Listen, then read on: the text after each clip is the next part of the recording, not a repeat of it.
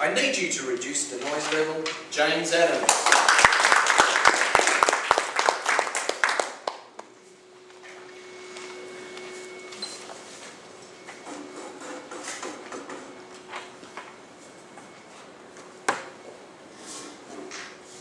Toastmasters, fellow Toastmasters and guests. Every one of us has had the situation where somebody is doing something that is really annoying. And depending on your personality, you have set about doing something about it, often much to your chagrin, depending on the way that you went about it.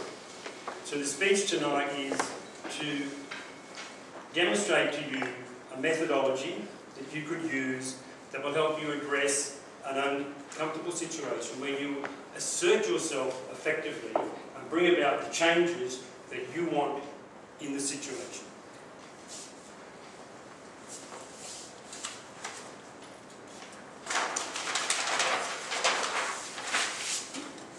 There will be effectively 3 parts to this presentation.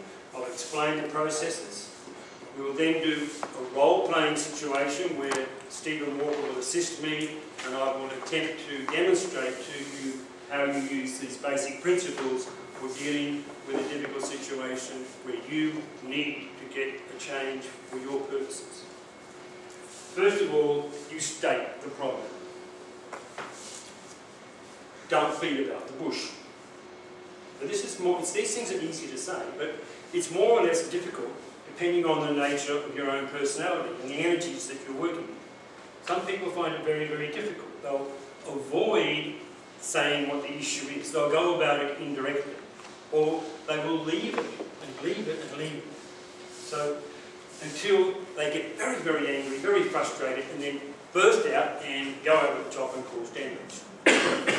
Anybody been there and done that? Perhaps. So state the problem clearly. Now, the first thing you must remember in all of this is, it's your problem. You know, somebody may be doing it. Right? They may be shaving their legs at the breakfast table or something like that, but you might find it particularly offensive. The fact of the matter is, you're the one who is taking offence. It's your problem. You've got to put it to them in a way that they are sensitive to your needs. You must be sensitive to theirs at the same time. So the next thing you do is you tell them how you are feeling about this. When you do that, this is what I feel. If you explain that to them, they can get outside of themselves and see what your needs are in this situation. So it's important that you do communicate that to them. Don't become part of the problem, become part of the solution. Offer them a solution. Look, how about I let you have first use of the bathroom facilities in the morning, then you won't need to shave your legs at the breakfast table, alright? As a hypothetical. I know, it probably doesn't happen. What? So, the point is that when you go to them and say, this is what you're doing, can I suggest that you do this or you do that? And that will solve the problem. Sometimes they don't know that they, in fact more often than not, they're not aware that their behaviour is annoying or disruptive. Describe to them the consequences, the results that will come about if they change their behaviour. See that that is advantageous to the family environment, family harmony, or the office situation. It will increase productivity, it will improve the professional image of the organisation that you're working in. There are myriad possibilities. But explain to them there are positive consequences out of your changing your behaviour. So these are the 4 things that you must do. State the problem, explain your feelings, specify a solution, come with a solution, and describe consequences in terms of positive outcomes. A few tips in this whole process: speak up immediately. Don't leave it for 6 months. If it's happened once, you go, right, if that happens again, I'm going to do something about it.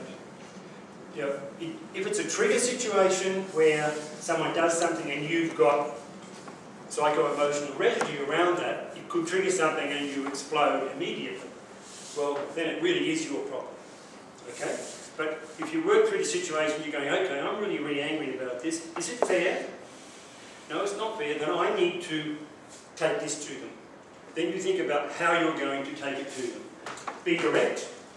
Put the whole saying, what you are doing is disrupting and it's causing me to have very uncomfortable feelings when I'm dealing with a client and you are behaving in this particular way, as a case in point. So be direct, be pleasant about it. There's no use walking up, you are a bloody idiot, how could you do that? It's not going to get you the results that you want, okay? How could you do that before?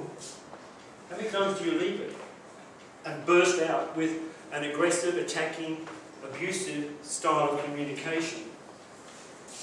When you could have gone, look, I really need to talk to you about this. You do it before you get to that situation of frustration. Be calm. Some of the things in some of the Toastmasters manuals I don't always agree with. One of the important things to do in any such communication is to get into rapport. But that is a slightly more complex process and it doesn't fit into the time slot that is available here. So for the time being, just essentially remain poised, calm, dignified and communicate in a calm way. Sometimes that doesn't work because the other person might be feeling really, what's the word, feral would do, and you come in as Mr. Smooth, and you're very calm, you're very clear, and all that's going to do is say, look at you and say, you're a stuck-up pig, and come back at you, right? So the whole idea of rapport is that you try to get into the same, you copy them, their behaviour, so that they have a sense of, oh, no, he's just like me, he's not a bad bloke after all. If he's thinking you're not a bad bloke, he's going to try to do what you need him to do. So the tips are, speak up immediately, be calm, be direct, be present, be calm. If you get resistance to what you are doing, these are the things you do. Continue delivering your message, repeat your request, be understanding. Look, I know you're finding this difficult, you may not realise that you are doing these things, I understand that, however, I really need you to stop what you're doing. Okay? Continue repeating your request. Okay, so the essence of it is,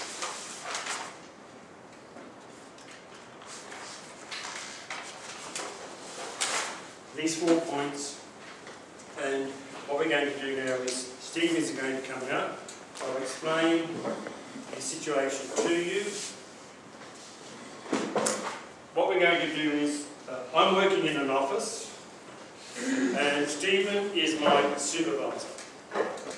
He's newly been made my supervisor. He's been an extremely effective operator out in the field, but he's now taken up an office position, and he's working with me. I've been working in this office some time, but he is my supervisor. He is significantly more experienced than I am in the field.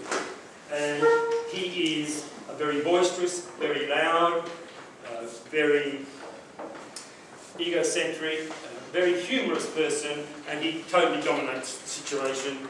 His voice, the noise he makes is overwhelming. I'm talking, we have to share an office with 3 or 4 others. I'm talking to clients on the phone. I can't hear what they're saying. The noises that are being made in the office with these boisterous conversations is going through the phone to the customer. It is not giving us a very professional appearance, and I'm finding it very, very frustrating, and I actually just can't communicate with the client. So I've got to do something about it.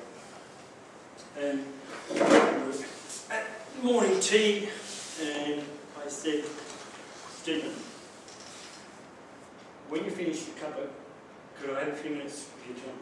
Don't worry about me finishing the cuppa, James. You should know by now I have a cuppa all day. I never get to the bottom of the cup. Something's always happening. I understand. The phone's ringing, the boss is on the phone.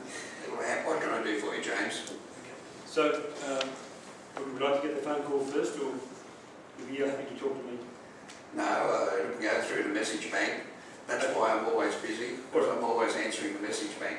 So what I need to communicate to you is that I've got a problem in this small office. There's only 3 or 4. James, no, I hope you don't mind, James. Is this going to take long? They're not very long at all, Stephen. If you just bear with me and listen to what I've got to say, I'm sure you'll understand what it is that I need you to do. Okay? So, does this affect me, by the way, James? It does affect you, yes, because you're the supervisor of the office, and the performance of this office is going to reflect on you, and what's going on is going to... And does it affect you, James? It doesn't affect me personally, other than... Well, why are we talking about this, James? It frustrates me, Stephen, because it is interfering with the process of communicating with the clients. Now, you're going to just hear me out? I'd say for about another 30 seconds. Well, the green light's up, so I've got plenty of time, Stephen.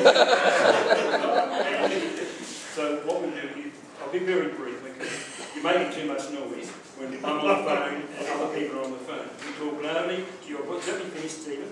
You talk loudly, you are boisterous, you make a lot of raucous laughing and noise. It is very, very difficult to hear the clients. And that noise is going through to the clients, and it sounds like this is a bogan office. It's not very good. It's not a very good profession for Venia.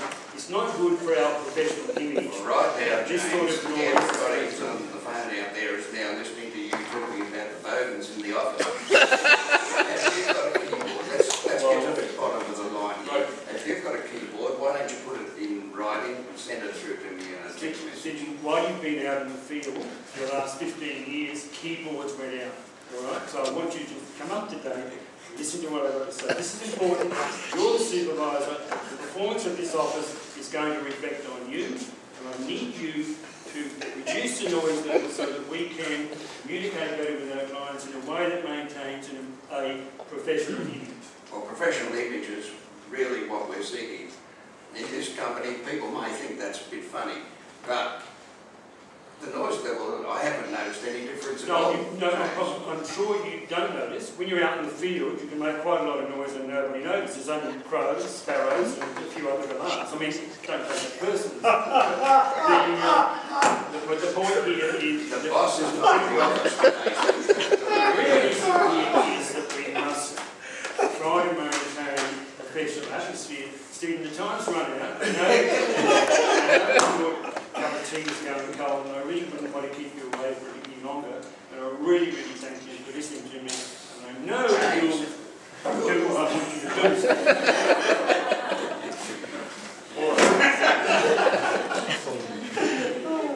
You get them every week.